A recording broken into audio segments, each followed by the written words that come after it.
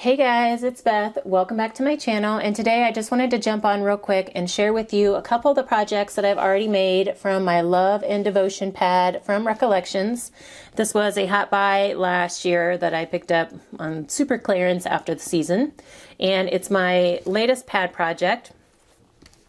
And I've made more projects than the ones I'm going to share with you today, but those are going to be in a different video with a different theme. So a few of the cards that I started with, I was trying to figure out different ways to use all of the cut apart sheets in this pad. So there were several sheets of cut aparts and they had all different sizes. There was a page of 6x6 cut aparts. There was a page that had some 6x8 cut aparts and then a bunch of little ones. And then there's a page that just had a whole bunch of like littler, smaller cut aparts. So I was trying to figure out how to use the bigger ones. So this particular card was made using a 6x6 cut apart, and I made it into a 5x7 card. Mainly because like I will be hand delivering these at the nursing home, so it's not like I have to mail them. But I tend not to make square cards just because it costs extra to mail them.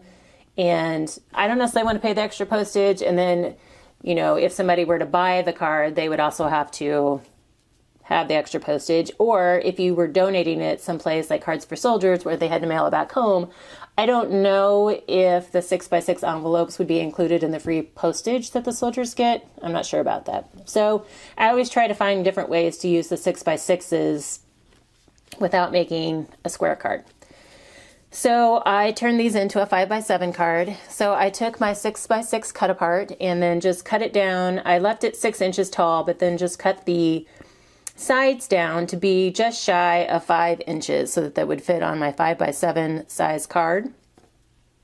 And then in order to make up the gaps kind of at the top and bottom, I just utilized some of the border cut aparts that were in the pad as well. I just picked out a few of the thinner ones and then just added it to the top and bottom so that it would fill out the front of the card.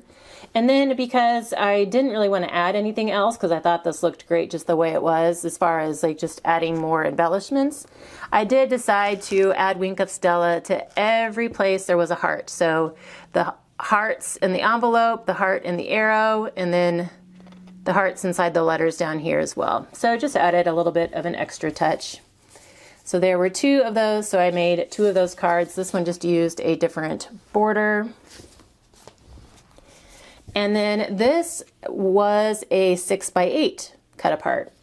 So again, I cut it down to fit a 5x7 card, and I cut my cut apart down to be 4.5 by 6.5, and that left me room to add a red mat behind it just so that it, you know, I wanted to put color behind it since it was going to be like a white pattern on a white card base. So again, I didn't really think it needed any more embellishments, but I did come in with some glossy accents, and I did the heart balloons, the seat on the bike, the pedal, the basket, the handlebars, and then, hard to tell, but I did the inside of the wheel, the center of the wheel, and then I did do the hearts up here with some glossy accent as well. So again, just adds a little bit extra touch. So those were some quick cards that I had made. And the project that I am most excited about, I have been longing to do this for a while and finally found the time. If you've followed me a little bit for a little while, you know I've gotten into the gnomes. Like the last round of Christmas cards I made had some gnomes on them because I have just fallen in love with the gnomes. I think they're so cute. So I've been wanting to try some gnomes, try and figure out how to incorporate gnomes into like our business products. And I finally decided that, you know, there's all these different takes on gnomes out there, and like the gnome market is pretty saturated. So I was trying to find a way to kind of put my own spin on the gnomes and to incorporate it into what we do in our business. So wood and paper is kind of what we use. So that's what I decided to do. And I just found a gnome image from my Silhouette design store and then just cut out the pieces and kind of paper pieced him together. So the bodies and the hats and the noses all came from the paper in my pad. So the little pink noses were from a little bitty scrap of pink that I had left from something else that I had already cut down. So it was the perfect size.